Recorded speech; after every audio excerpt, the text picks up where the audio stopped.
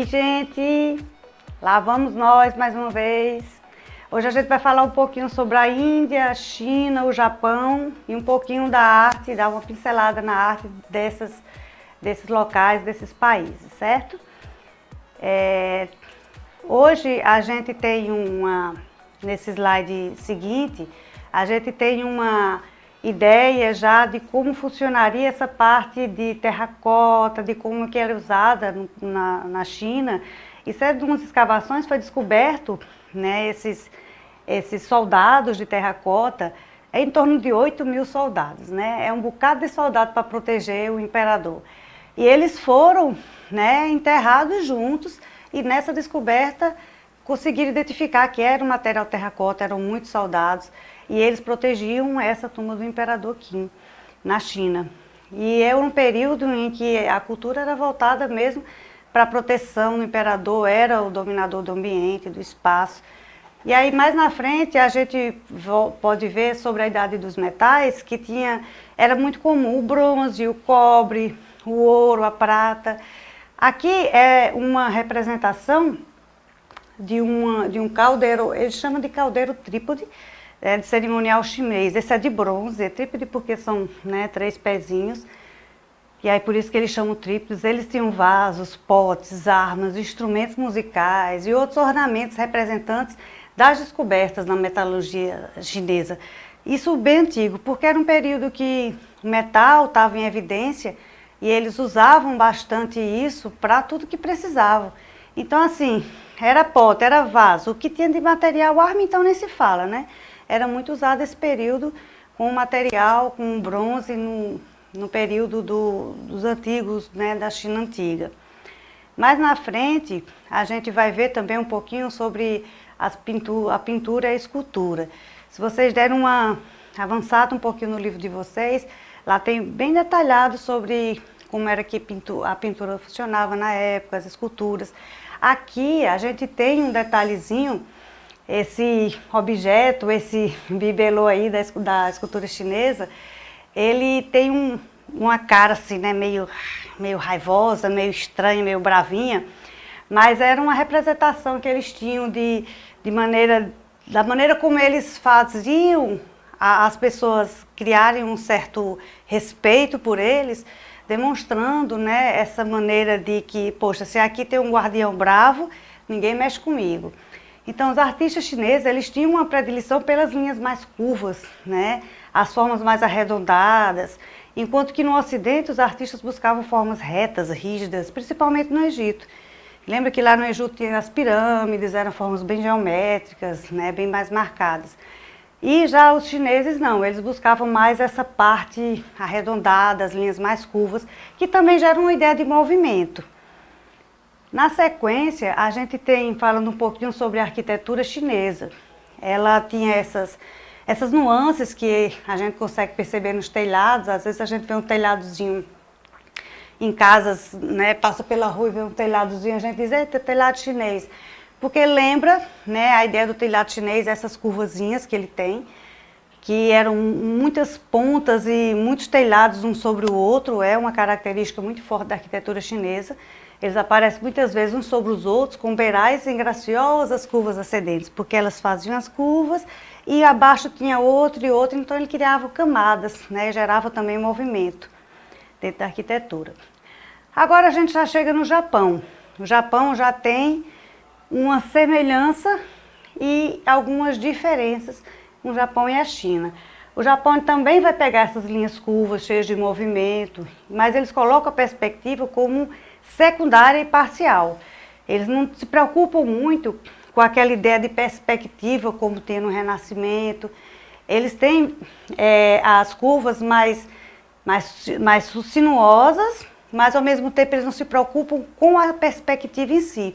Veja que tem movimento aqui, né, nas plantas, nessas árvores, gera como se tivesse um vento muito forte, é tanto que a pessoa está, né, jogada para um lado, mas ele não vai se preocupar com a perspectiva em si, é uma figura mais chapada. A técnica não é uma questão primordial para a produção artística, mas o estilo sim. Então você bater o olho e perceber que aquilo ali já é um estilo mais puxado para uma arte japonesa. A pintura japonesa tem como tema a religião, basicamente o budismo, que é muito mais forte, né, no Japão, é uma religião muito focada para eles lá, é algo que familiarizado muito, né, na vida deles. Então, dentro da cultura dele, da religião, eles são muito voltados ao budismo. Já na arquitetura japonesa, eles trabalham também a simplicidade e o refinamento, né? A chinesa a gente viu também semelhança com esses telhados, essas curvas. Nas áreas internas, elas eram divididas por painéis de madeira ou de papel arroz. A gente fica, ué, mas como é que divide com papel, né? Papel arroz, ele é muito usado para muitas coisas no Japão. Então, eles podem ser coloridos, de várias formas. Então, eles colocam como se fossem uns biombos, né? Faz uma divisão com esse papel, né? Colocam um contornozinho ao redor. E esse papel acaba sendo como uma espécie de parede que vai dividir os espaços internos desses ambientes. E ao redor das casas, né, há muito jardim, um local exclusivo para a cerimônia do chá, que é algo muito característico também deles, né, a tomada de chá. Eles têm essa alimentação muito naturalista, eles trabalham muito com um alimento mais raiz, é algo bem característico também. Inclusive o arroz é muito característico, né, do Japão, e aí o papel arroz também é muito usado. Já os palácios japoneses são mais simples que os chineses, mas possuem telhados, curvos e paredões de pedra também.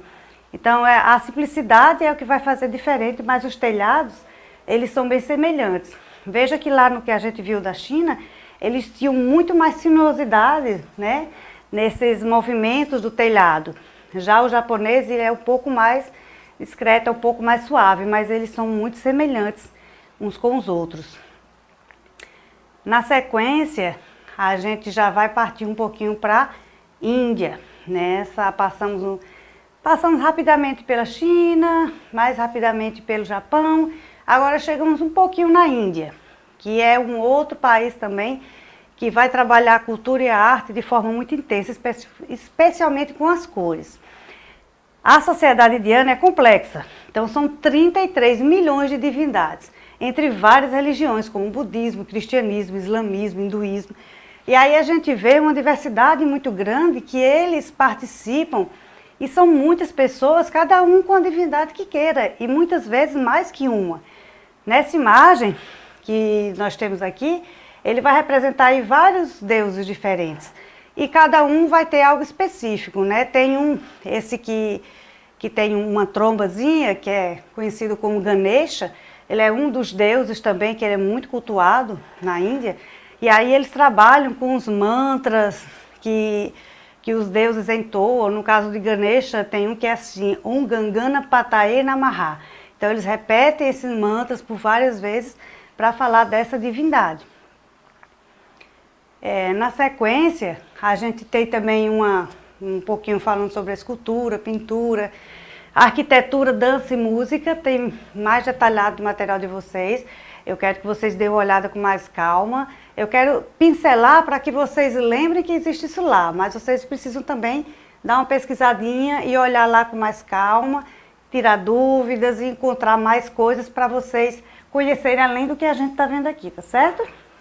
Então assim, na parte da escultura especificamente, elas eram cheias de curva, movimentos. As esculturas apresentam proporções específicas como a altura do rosto, etc. Mas todas se relacionam com a expressão de uma beleza divina e não humana. Veja como aquela imagem que a gente viu agora há pouco, que tinha Ganesha, Shiva, que são vários deuses cultuados por eles. Então é como se o corpo humano, mais as figuras, né, os rostos das pessoas, eles têm formas diferentes. Tem um que lembra um macaco, como esse aqui. Tem o Ganesha, que lembra, né, o elefante. E tem outros, né, tigre, e eles fazem essa junção do humano com o Deus, a divindade. As moradias, voltando só um pouquinho para completar esse slide anterior. As moradias, elas eram feitas de bambu, junco e argila misturados com esterco de vaca. Parece estranho, né? Esterco de vaca é meio esquisito. Mas é porque eles usavam isso para criar uma aura diferente, porque eles acreditam, né, na vaca como um ser espiritual, eles cultuam a vaca como um ser espiritual, e isso ajudava muito a eles criar essa coragem também, ajudava a preservar, eles tinham um processo aí que eles trabalhavam com isso. Algumas posições das esculturas também são referências para o estudo da dança, né, porque dependendo de como ela está, você começa a pensar no movimento. Então, na música eram muito comuns mantras, como eu falei agora há pouco do Ganesha, que o mantra dele era Om Gangana Pataye Namaha, e se repetia muitas vezes. Aí, na sequência, sim, a gente já pode ver um pouquinho sobre a dança, como é que era, né? Essa figura aqui, essa imagem, é o do Ganesha, que eu falei agora há pouco, né? Que tinha a cabeça do elefante e tinha uns braços a mais, né? O ser humano teria 2 braços, ele tem 4, então cada um tem uma representação, cada um tem um significado. A barriga é mais protuberante, dele fica fartura. Então tem toda a configuração dele tem um porquê de ser, né? O Ganesha ele é muito cultuado dentro da Índia. Para chegar até ele, se fala, para chegar até os outros deuses, por exemplo, se fala antes com o Ganesha para chegar nos outros. E aí aqui é uma representação da dança, veja como tem várias mãos, vários braços, então são pessoas uma por trás da outra, e cada uma levanta o braço no momento que tem que levantar, já trazendo também a representação de deuses, né? Pegando a figura humana e tratando como deuses. A posição inclusive da perna, tem algumas estatuetas, né, de divindades hindus, que eles têm essa posição, com a perna meio de lado, com os braços, muitos braços. Então, tem muitas características que vão estar voltadas para isso, certo? Então, gente, rapidamente a gente falou um pouquinho sobre esse país, um pouquinho da cultura, e eu quero que vocês se aprofundem um pouquinho mais, tá certo?